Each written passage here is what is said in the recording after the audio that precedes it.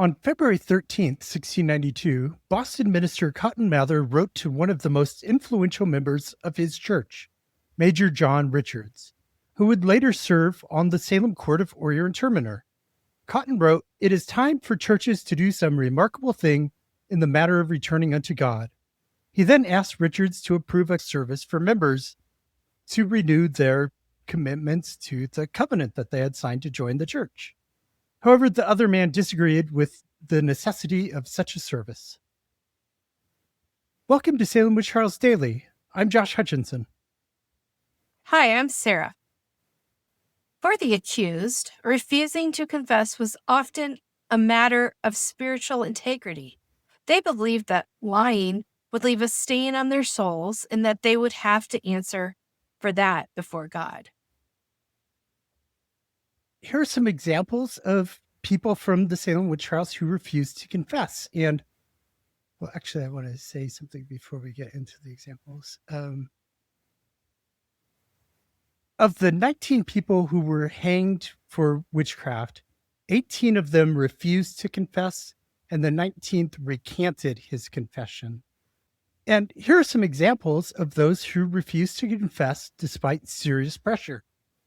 Rebecca Nurse. She was an elderly, reputedly pious woman who stated, "I am as innocent as the child unborn." She never pointed a finger at another person or admitted to guilt despite the pressure of being accused by her own community. Another elder, George Jacob Sr., stood resolutely against all the charges against him, and he challenged the magistrates with the famous line, "You tax me for a wizard, you might as well tax me for a buzzard." He declared he would stand in the truth of Christ, even if it meant burning or hanging. And Susannah Martin, when asked if she would confess, she declared, "I dare not tell a lie if it would save my life." John Willard was accused of terrible murders with witchcraft, but he refused to confess, stating, "If it was the last time I was to speak, I am innocent." In Connecticut, in the witch trials, there was Goody Knapp. In a 1653 trial, she remained silent and refused to accuse Mary Staples despite being pressured by other women to name names before her execution. Also earlier in Boston, Margaret Jones, the first person executed in Massachusetts, when visited in prison, she still refused to belie herself and said she was wholly free from it. While many stood firm, at least 54 people in 1692 did confess.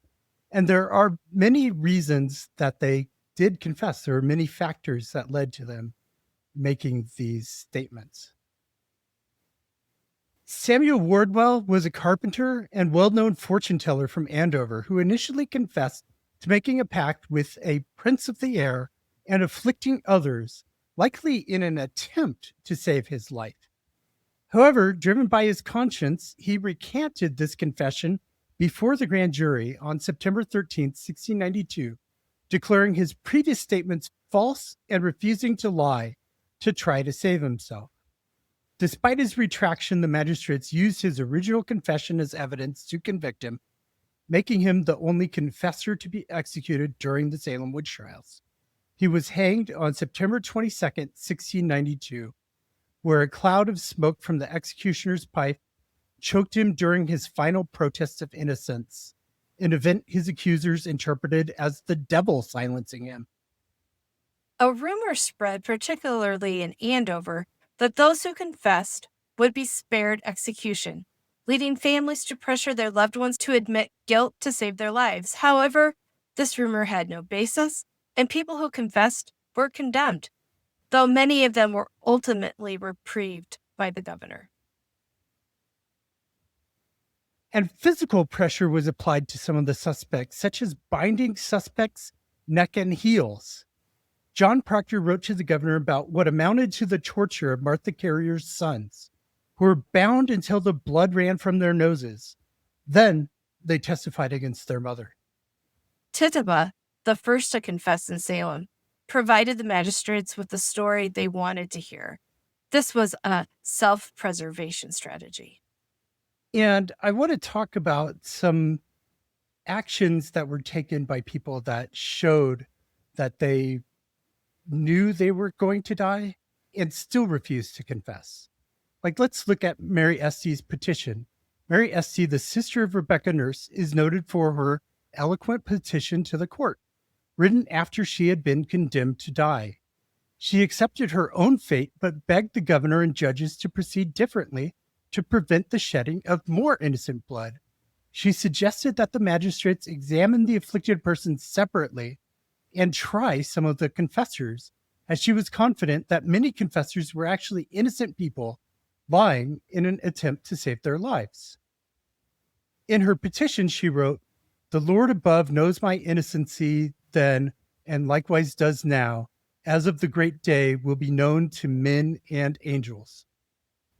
And lots of people are familiar with the story of Giles Cory, the man who wasn't executed by hanging like the other 19 individuals that we've talked about, but he was killed by being pressed to death by stones because he refused to stand trial. When he was asked if he would stand trial by God and country, which meant by the court and the jury, he declined to answer. And so weights were piled on him using this method called peine forte et dure, which was pressing to death. He was placed under a board and heavy stones were piled onto that board one by one. And he was asked each time, "Will you stand trial? Will you stand trial?" And he refused to stand trial no matter what, because he knew by this point in the trials, everybody who'd gone to court had been convicted and condemned. And he knew it was a lost cause. He didn't want to go to death as a convicted witch. So he refused to stand the trial. Instead of submitting to the court's authority, he endured the crushing weight until he died on September 19th, 1692. The graphic novel More Weight by Ben Wicke is titled after his famous Defiance.